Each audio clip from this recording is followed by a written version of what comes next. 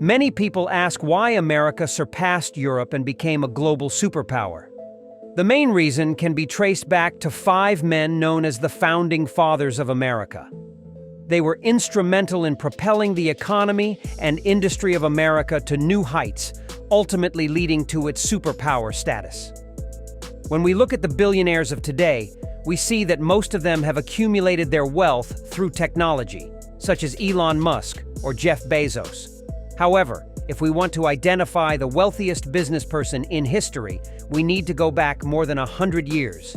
We need to look at a wealthy individual who, despite passing away around a century ago, still remains unmatched by any contemporary capitalist.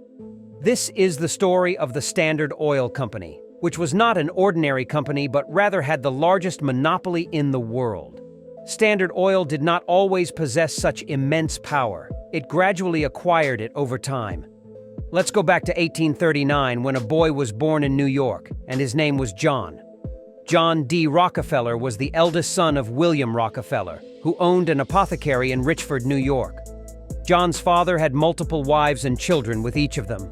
However, after a while, he abandoned all of his wives, including John's mother, and took all the children to live with a woman named Nancy Brown, forming an unconventional family. Whenever John asked his father for money, his father would say he didn't have any. But John wanted to have his own money, so he would work for the neighbors and earn some cash. When John turned 15, his father decided to relocate the family to Cleveland, Ohio. Since John had a taste for money, he didn't like going to school and believed it would waste his time. That's why he dropped out of school at the age of 16 and started looking for work.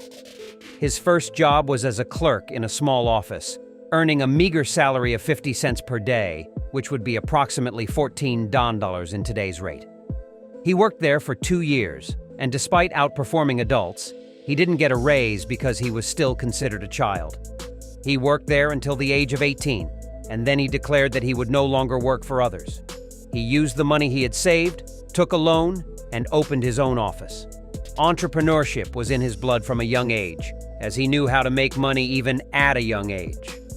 He would buy products from farmers and sell them to stores. In 1857, at the age of 18, through these transactions, he made sales of $500,000, of which approximately $50,000 could be considered profit. In Cleveland, Ohio, everyone knew John, an 18-year-old kid who excelled in business, and everyone acknowledged his abilities. 1 year after these events, in 1859, the first oil well in America was discovered near John D. Rockefeller's office. Oil was found, but it didn't have much value at the time because there were no machines, and this oil was not very useful. The best use they had for oil at that time was to convert it into kerosene and use it in lamps for lighting. John became interested in the oil well that was discovered near his office and wanted to know what could be done with this oil. He gathered and read all the news and writings about oil, and John concluded that oil itself didn't have much value. The valuable thing was the products that could be obtained from it. At that time, the valuable product was white oil. After that, well, many oil wells were discovered in America, and all of their owners were ordinary people. Rockefeller looked at the owners of these wells and saw that they were not doing well. He thought of buying oil from them for a low price and turning it into white oil. The largest oil discovery in America at that time was in Pennsylvania. In 1863, a railway line was built between the oil wells of Pennsylvania and Cleveland, Ohio, which made it possible to bring abundant oil to Ohio. John D. Rockefeller, who was very business savvy, said, "Now is the time to build a refinery in Cleveland, considering this railway line and the abundance of oil." He had earned enough money in the past 6 years to build an acceptable refinery. He understood that playing with oil was like alchemy, and he could build everything from nothing. For this reason, he hired the best chemists in the region and told them to produce the highest quality white oil. He started with $8,000. Approximately 2 years later, in 1865, they valued the refinery and its equipment at around $72,500, which, if calculated at today's rate, would be more than $180,000. But this was just the beginning. Rockefeller knew he was starting his empire because no one had thought of these ideas before. Until that time, 26 refineries had been built in Ohio, but all of them produced low-quality white oil, while Rockefeller's white oil had such quality that customers only wanted his product. The sale of those refineries was in trouble. Rockefeller, who was highly intelligent, realized that he could buy these refineries for free. John's method of buying was very interesting. He invited the owners of the refineries one by one, showed them the accounting and income of his refinery, and said, "Look at how much profit we have made, while you have made no profit. If you sell your refinery to us, we will flourish your refinery, and we will also hire you as one of the managers. And we will give you a good salary that is higher than the income of your refinery." The owners of refineries one by one came to Rockefeller and said, "We are willing." 10 years passed, and we reached the year 1880, when 90% of America's refinery production was in Rockefeller's hands. Here, a monopoly had emerged, the largest monopoly in world history at that time. This monopoly had made him so wealthy that he was buying up most of the railroads in America. He would tell the railroad company, "I will pay more than anyone else for transportation, and you will only carry my goods." With this action, he raised the transportation rates with the railroad, and other factories started complaining, saying, "How do we transport our products then?" The factories protested so much that the U.S. government got involved. When the U.S. government got involved, they saw that there was a monopoly. They saw that in this way, the owner of a monopoly could do whatever he pleased, and the U.S. Congress worked to pass laws against monopolies. But John was ahead of the U.S. government. When he realized that the U.S. government wanted to pass anti-monopoly laws, he opened a trust in New Jersey.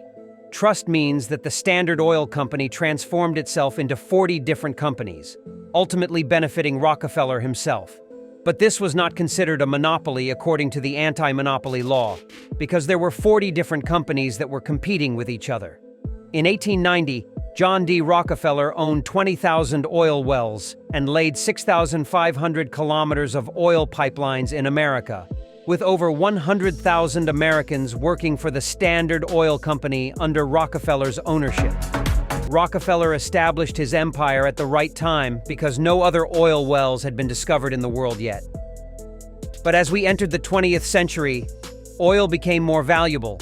Ships and automobiles were advancing, and in various parts of the world, people were searching for oil. In other parts of the world, in Russia and Asia, they had already found oil. But the first major oil well in the world was discovered on May 26, 1908, in Iran.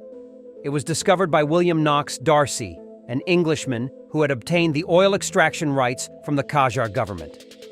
Now let's go back to Rockefeller in 1890, when oil became more and more precious every day, and different wells were being discovered all over the world.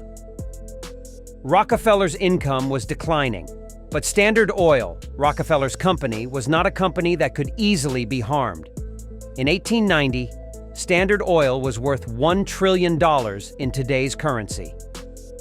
Rockefeller had gained so much power in America that he wasn't worried about oil being discovered elsewhere or having competitors.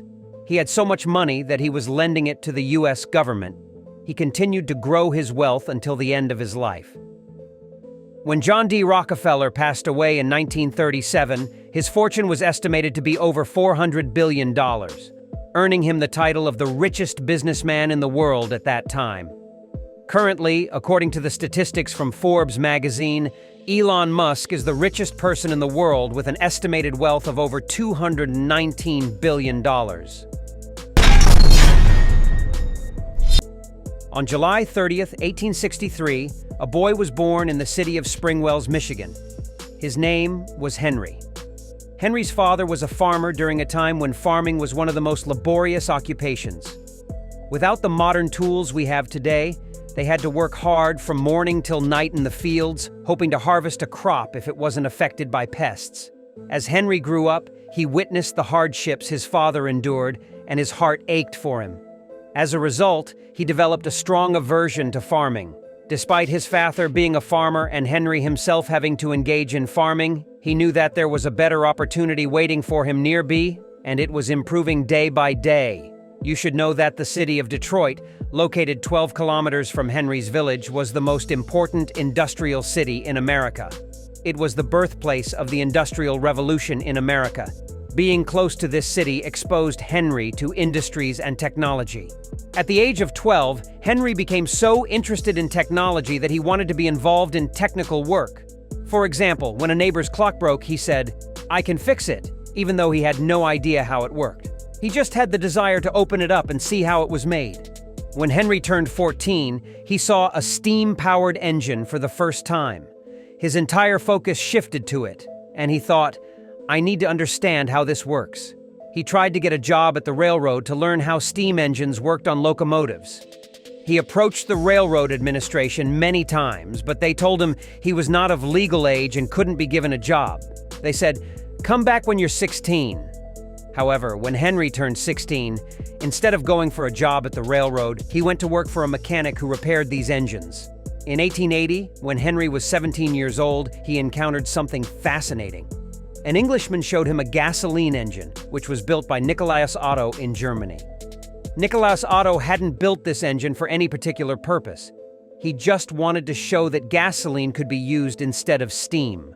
Though young, when Henry saw this gasoline engine, his mind became completely absorbed in the possibilities it presented. He pondered over its functioning and completely understood its fuel system, but he couldn't figure out its electrical system, how the spark plug ignited the mixture. He said to himself, "I need to learn about electricity." He went to the branch of Edison Electric in Detroit and requested a job. They gave him a job because he wanted to delve into electricity. This branch of the Edison Company provided electricity to around 1,000 homes in that area.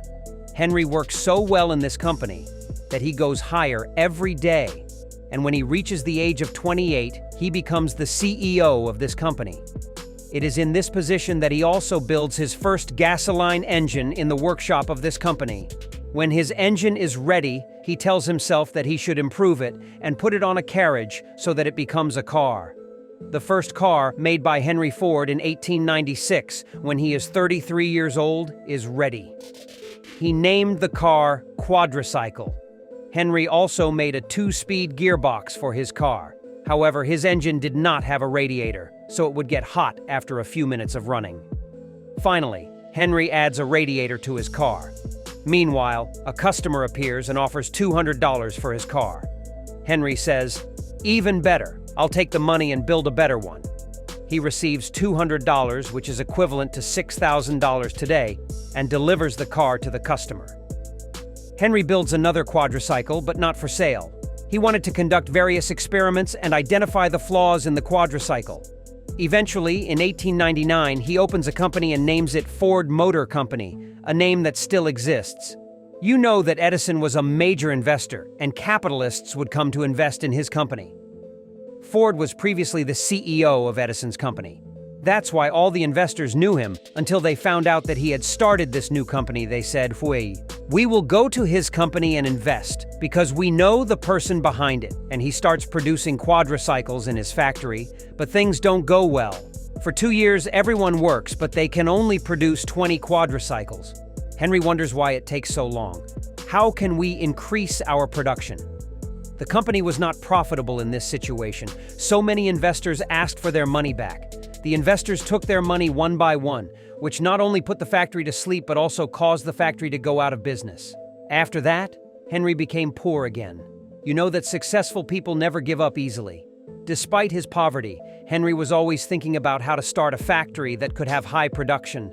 Henry thought about what to do with paper and pen, how to produce a successful car. He designed a car that was better than the quadricycle, at least on paper. But as he designed the car, he also thought about the concept of an assembly line.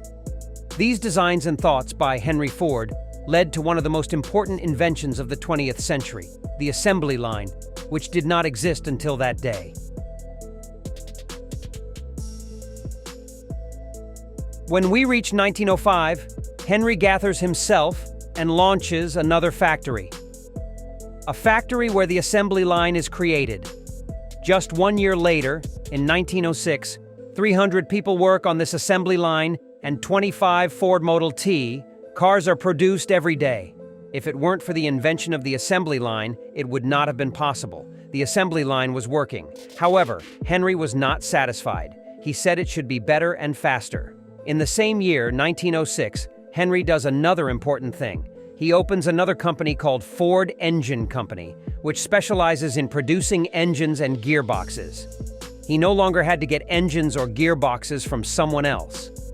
This move by Henry Ford increased the speed of the assembly line and made the cars cheaper because the longest time they wasted was waiting for parts from the assembly line. Ford said, "I want to produce a car that ordinary people can buy because until then, cars were for the wealthy and kings." In 1908, the first Ford Model T emerged in the following manner: a hassle-free and affordable car. Because it was intended to be cheap, it was only produced in black. Ford succeeded in creating a car that everyone could afford. The Model T, introduced in 1908, had a price of $850. When the Model T was unveiled and people saw its picture in the newspapers, they attacked the company. Within a week, they placed 25,000 orders. The demand was so high that they couldn't deliver all of them in the first year, but they managed to deliver around 17,000.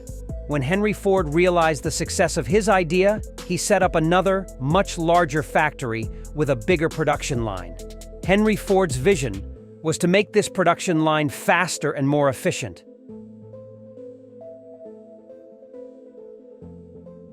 As a result, production increased steadily each year. By the time we reached 1910, they were delivering over 20,000 Model T cars. However, only 6 years later, in 1916, Ford was producing 500,000 Model T cars per year. Henry Ford wanted not only to make a profit, but also for people to benefit from his cars. That's why he increased production, which in turn lowered the prices of the cars.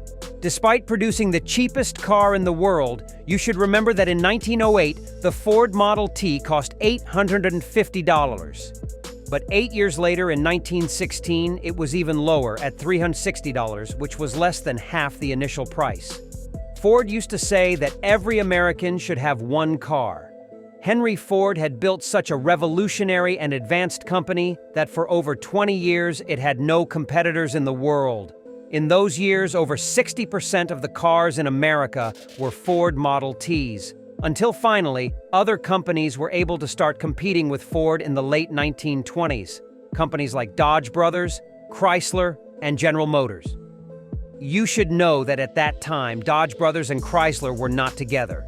During this period, Henry Ford was one of the richest people in the world, although not richer than John D. Rockefeller or Andrew Carnegie. Moreover, it should be noted that Adolf Hitler took inspiration from Henry Ford for the Volkswagen. Hitler liked Ford so much that he always had a picture of him in his office, saying that he was a hero because he had launched a revolution for himself.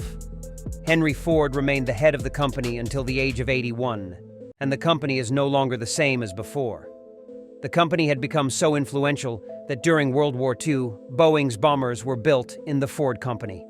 The reason was that they needed a large number of bombers, and Boeing's facilities were insufficient.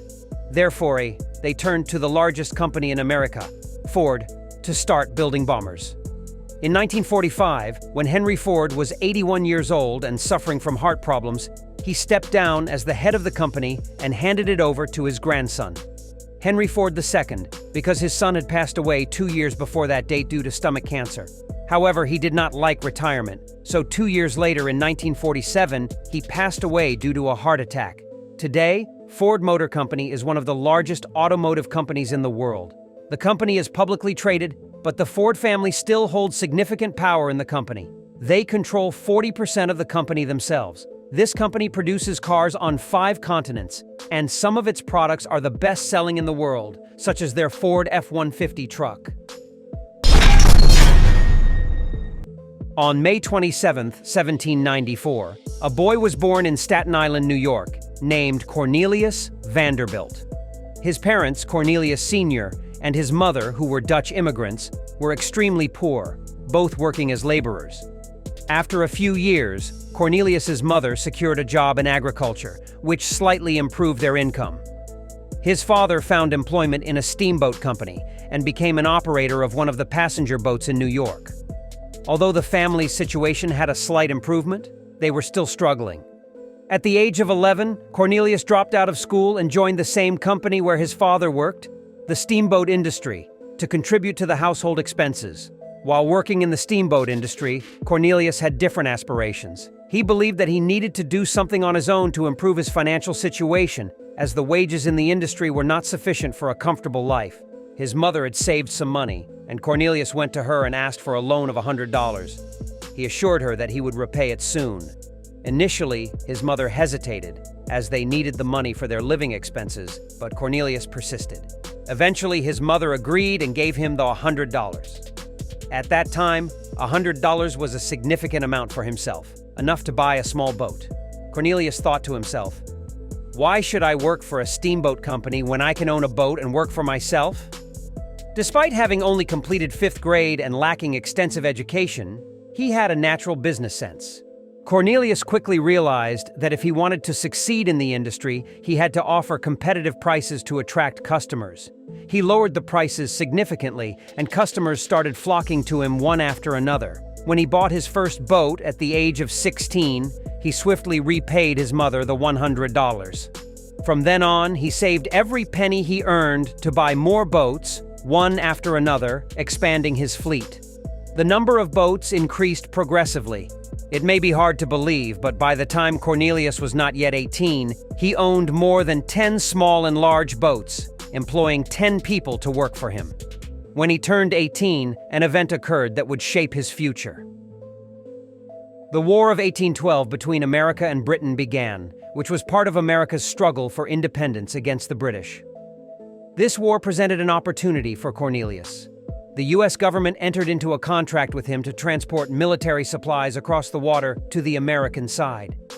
This work really boosted Cornelius, as he had a lot of boats and they were in high demand, providing good rental income. Therefore, he had enough money to invest in sailing. A year later, at the age of 19, Vanderbilt married his cousin's daughter, a woman named Sophia Johnson, who gave birth to 13 children for Vanderbilt. However, Cornelius did not care about these 13 children and his wife. He never even spent time with them, as he was solely focused on making money. He had become somewhat distant from his children. When we reach the 1820s, Cornelius has a lot of money, but he is not satisfied and wants to go higher. This is also the time when steamboats enter the market. Vanderbilt, upon learning about steamboats, only thinks about buying them because they are faster, less troublesome, and bring in more money. You may ask, what about the previous boats? Well, they were sailboats, and the steamboats were a new arrival. During this period, Cornelius begins to gain fame, but with an inappropriate name as a ruthless trader. What was he doing? He charged high prices. Not only did Vanderbilt bring down the prices so much that other merchants were going bankrupt, but he also said, "I have to crush them. I need to be the only one standing, and I will buy their boats for a bargain." This way, the number of his boats increased. The reason Vanderbilt was able to lower the prices was that he had prepared himself beforehand and planned to bring down the prices for a year. Even if he incurred losses, he wouldn't go bankrupt. His strategy worked perfectly. He bankrupted all the shipping companies except his own. Cornelius enjoyed this situation. He thought of himself as playing chess and capturing the pieces one by one. His only goal was to win the game entirely. Despite being wealthier than many of New York's rich people at the age of 30, they did not acknowledge him. They said, "You are uneducated, your accent is not even New York, and you are uncouth." They would tell him, "You have new money, but we have old and antique money." To this he would reply, "I serve all of you very well."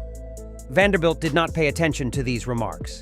He would go to his chessboard, sit down, move the pieces, and go higher and higher. We arrive in 1849. And Cornelius Vanderbilt is about 55 years old, a fully accomplished wealthy man, but he is still not satisfied. He says, "I have to build my life." Another opportunity arises for him. Successful people are always opportunistic, not necessarily in a negative sense, but they recognize opportunities early on. They are not indifferent to them. In 1849, Cornelius Vanderbilt becomes acquainted with the gold rush in California. Perhaps you have heard of the gold rush in California. People realized that there was gold in California, and a large portion of the Eastern American population set out for it. They went to California solely to find gold. They arrived and bought a pickaxe and shovel, going to places where they expected to find gold. Interestingly, none of those who went in search of gold profited as much as the sellers of pickaxes and shovels, except for one person, Cornelius Vanderbilt. Why? Because he was also looking for gold, but not the kind of gold ordinary people were seeking. He saw the market's potential and established an institution that transported people from the East Coast of America to the West Coast, specifically California. And don't think it was by land, because the railroad was not yet fully completed at that time, and people found it easier to board Cornelius's boats and travel to California on foot. Maybe you wonder how the Panama Canal, which hadn't been built yet, transported passengers to Nicaragua. They would take another means of transportation to reach the narrow strip of Nicaragua and then make their way to the Pacific Ocean, where they would board a series of Cornelius boats.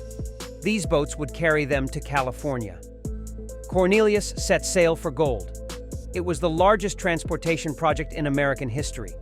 When nearly 500,000 people within a very short period wanted to go to the other side of the country, they would say, "Take the Cornelius boat." Cornelius would say, "I'm not going after gold, I'm bringing the people. They will find it themselves." In 1853, Cornelius was 59 years old. An extremely rare event occurred when Cornelius decided to go on vacation. A man who had worked tirelessly since the age of 11, even working on weekends. When he said he wanted to go on a family vacation, they were surprised and asked, "What does he have in mind? Surely another business venture." But no, he truly wanted to relax. So he purchased one of the best ships of that time and went to Europe with his family. He entrusted his companies to his employees whom he trusted. However, once they saw his absence, they began embezzling. While in Europe, Cornelius discovered what his employees were doing. He didn't get angry at all. He simply took a piece of paper, wrote a few lines with his limited education, and sent it to his employees. He wrote on the paper, "You have committed to deceiving me. I won't file a complaint against you because it would take too long due to the law, but I will ruin you." He signed it and sent it. To reduce his taxes, Vanderbilt had moved his headquarters to Nicaragua. Those who embezzled in his company were all in Nicaragua, despite being Americans. He destabilized Nicaragua to seek revenge against his employees. With his influence over the surrounding countries, Vanderbilt told them not to recognize the government of Nicaragua because it was not a legitimate government. He even provided evidence that confirmed this, which led Nicaragua to gradually descend into instability and even internal conflict. All the employees who had stolen Vanderbilt's money were trapped in the midst of the Civil War. So, the letter that Vanderbilt had written to them with just 4 words became a reality. Many people, when they turn 60, start thinking about retirement. But Vanderbilt was the opposite. He wanted to expand his capital. When Cornelius turned 60, it seemed like his mind became a bit more active. He focused on a newly emerging mode of transportation, the railroad, and interestingly, he realized the revolutionary impact this means of transportation would have. He put all his boats up for sale when they were at their peak value. He would sell the boats at high prices and invest the money in railways. He always wanted to have exclusive ownership of everything and wanted to enter every sector. He wanted to have full control. Vanderbilt launched a railway company and started operating on the railroad tracks. At that time, there were small private companies that had, for example, 2 trains and operated on the railroad tracks. Cornelius caused the same disaster for these trains as he did for the steamboat captains. He lowered the prices so much that they went bankrupt, and he bought their trains for next to nothing. Vanderbilt's railroad empire was on the rise, even though he started his railroad business after the age of 60.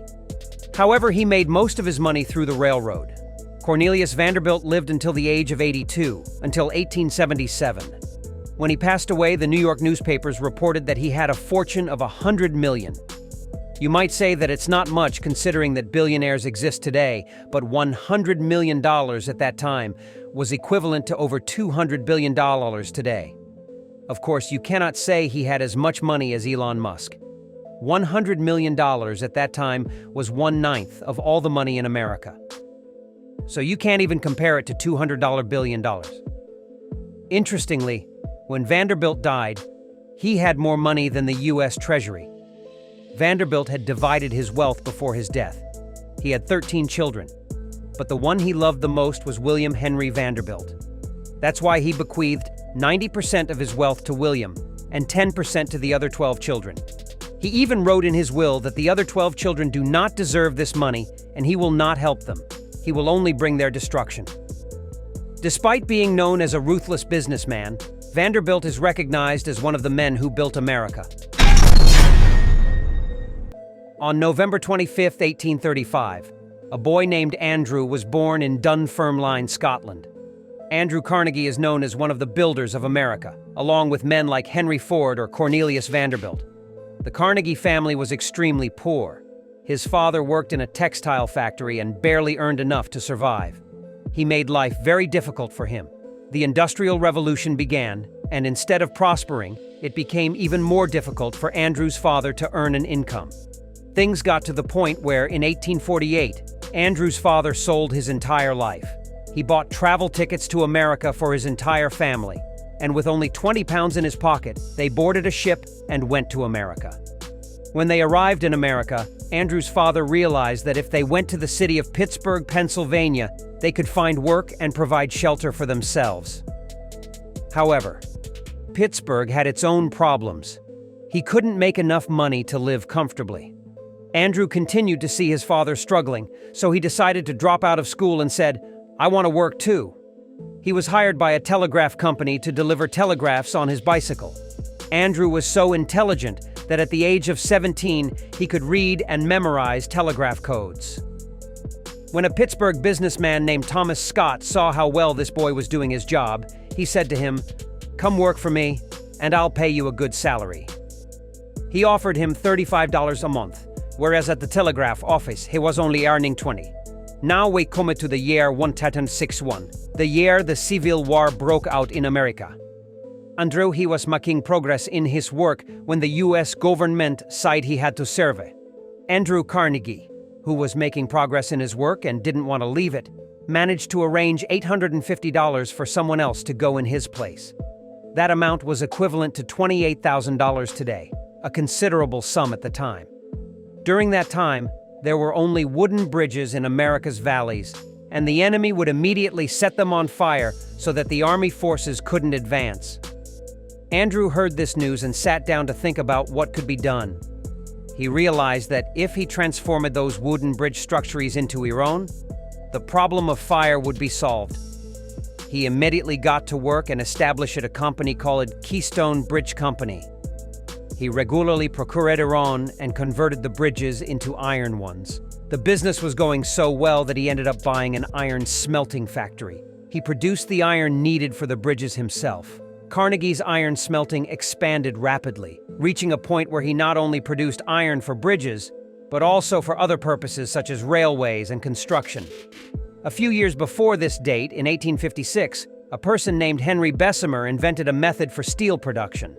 Steel had been invented before, but its production was difficult and complex, making it very expensive. However, Bessemer's invention made this process much easier. In 1865, when the American Civil War ended, Carnegie decided to move his company's headquarters to New York because he believed he could grow further there. Despite the fact that New York improved his business, he always wrote in his memoirs that the people of New York were charlatans and couldn't be trusted. Carnegie used Henry Bessemer's invention in his iron smelting and started producing steel, which transformed New York into what it is today. These were the first skyscrapers in the world and were made possible by the steel produced by Carnegie's company. You should know that Henry Bessemer had made this invention years ago, but the first person to give importance to this invention and say it was feasible was Andrew Carnegie. Before him, people said this invention was impossible. Carnegie. He established the world's first steel factory. Andrew's initiative was to hire the best engineers and architects to ensure the highest production in the shortest possible time. He also utilized this initiative in the automotive industry, just like Henry Ford did.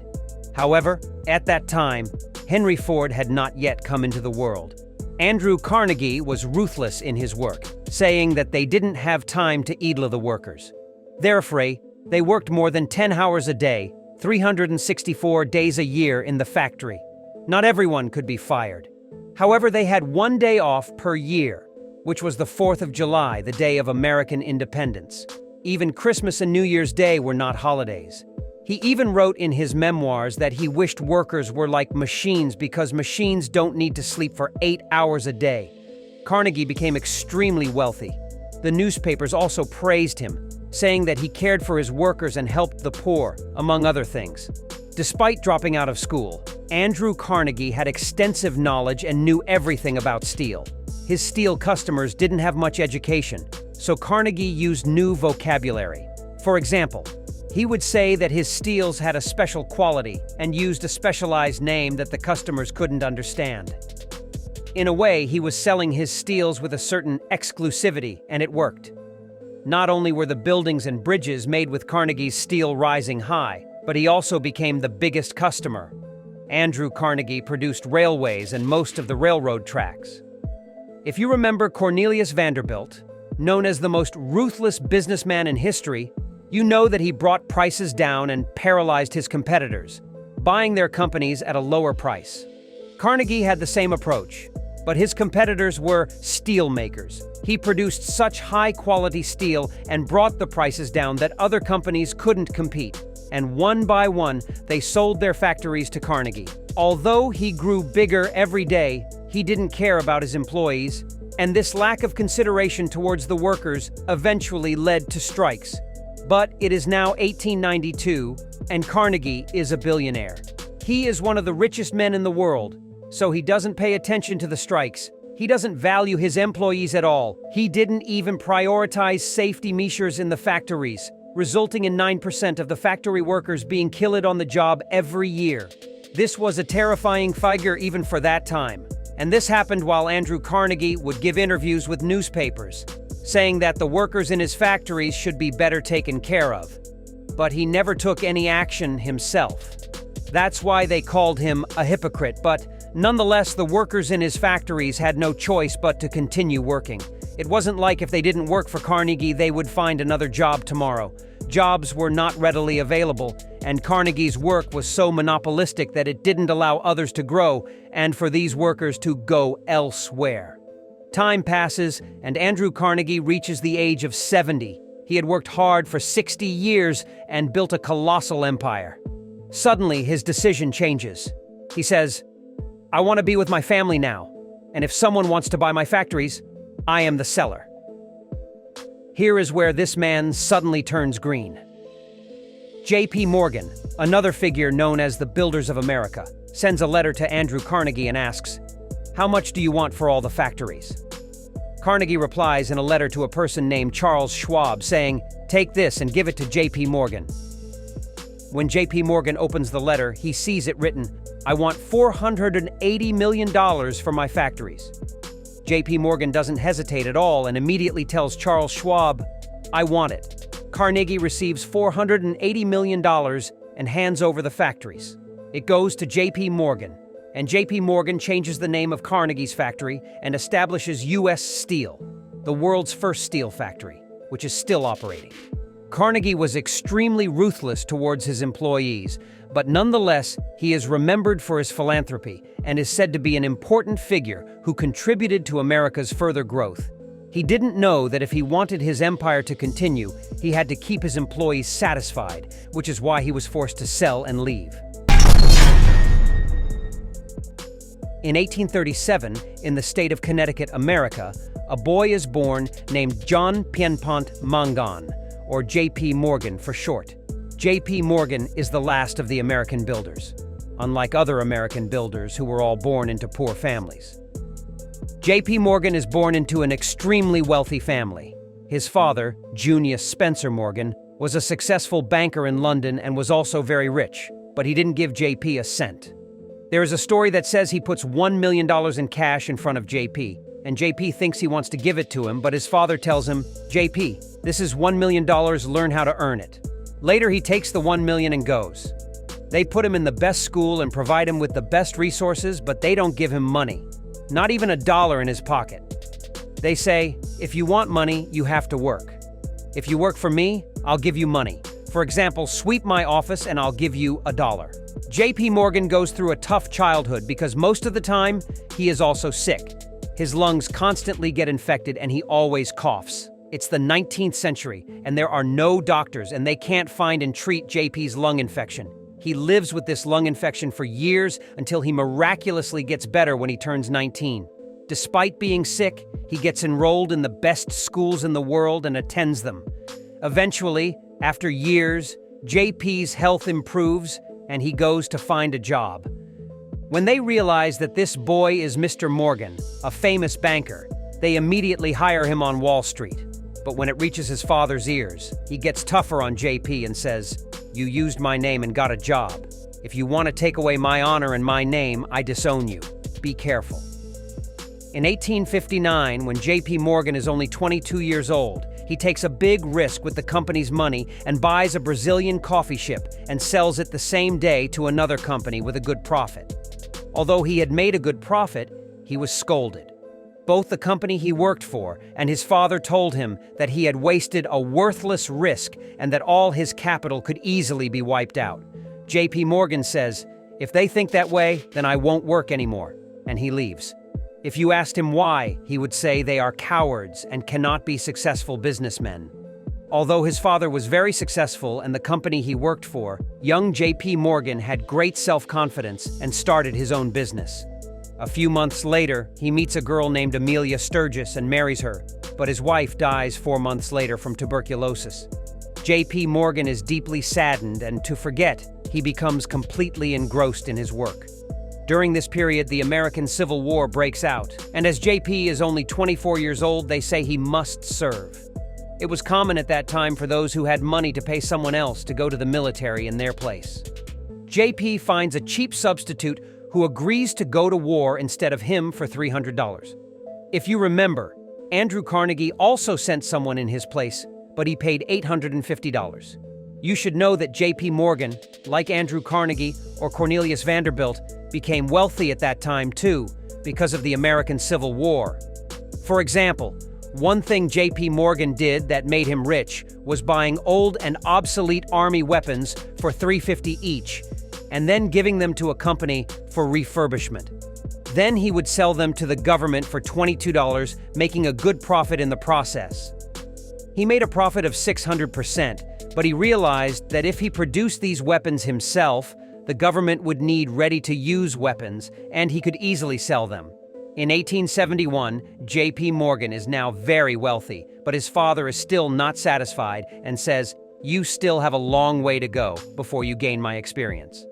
This remark made him strive harder to surpass his father.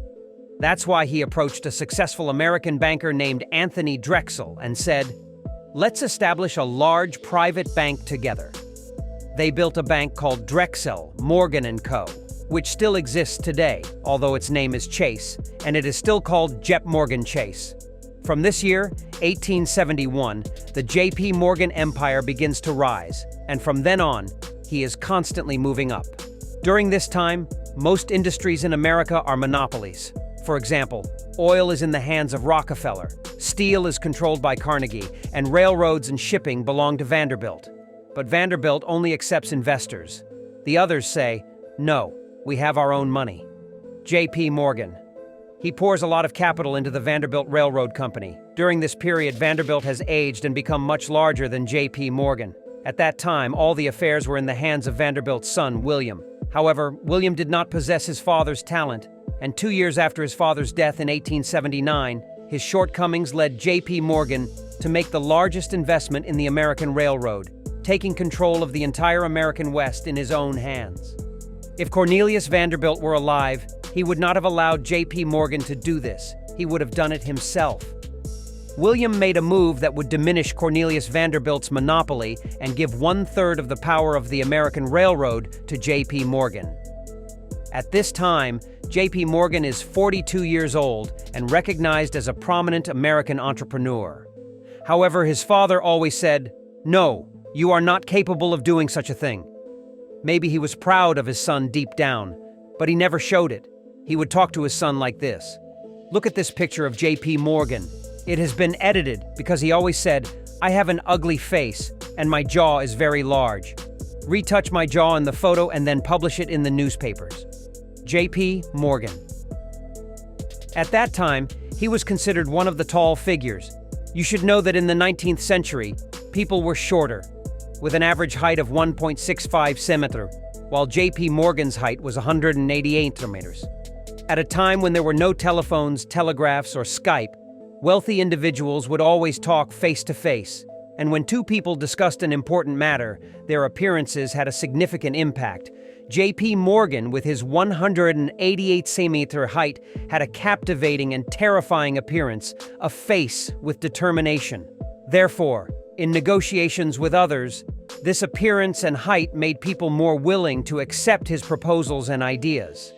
This can be seen in politicians as well, especially in the past. For example, Otto von Bismarck. His height and his imposing figure were very influential in his power, especially in the power of his words. Reza Shah Pahlavi too. Anyone who spoke to him could not oppose him. It should be noted that Reza Shah was also very tall, 193 centimeters at that time. Bismarck was the same height as Reza Shah Pahlavi, 193 centimeters. In summary, we want to say that in the past, physique, height, and appearance had a significant impact on a person's persuasive power.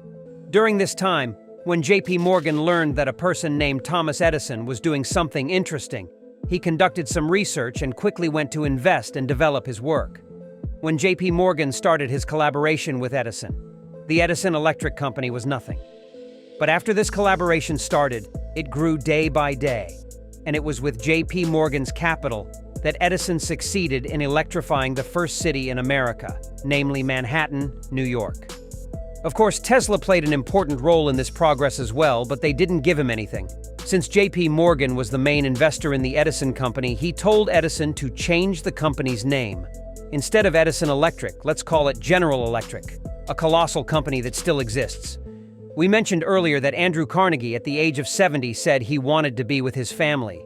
If anyone buys my steel factories, I will sell them immediately. Who bought them instantly? J.P. Morgan. J.P. Morgan gave $480 million to Carnegie and said, "Go be with your family." Interestingly, years later, J.P. Morgan said that if Carnegie had asked for $580 million, he would have bought it. J.P. Morgan changed the name of Carnegie Steel to U.S. Steel, which still exists today. It is not only the world's first steel company, but also the first billion-dollar company in the world. We come to the year 1893, when a major recession occurs in America. People give away all their dollars and buy gold, causing not only the devaluation of the U.S. dollar, but also the collapse of stocks and the economy of the United States and the world. Here is where a great opportunity arises, and an opportunist wants to seize it. J.P. Morgan was that opportunist. He realized that he could offer to the U.S. government and prevent the bankruptcy of the U.S. economy. He buys $650 million in gold bond loans from the U.S. government, which, as you know, was a staggering amount in 1893. This move by J.P. Morgan saved the U.S. economy, but also multiplied his own power and capital several times over. Many opposed this and said it was not right for a banker to save the government and that a capitalist should not have such influence. J.P. Morgan gained significant power, and people strongly opposed him, saying, "What does it mean for a capitalist to have so much influence? It's like being the ruler of the country." But J.P. Morgan was not alone. He also had Rockefeller on his side. This was the time when the power of capitalists surpassed that of the government for the first time. J.P. Morgan was the last person to be recognized as one of America's builders, completing the video of America's builders.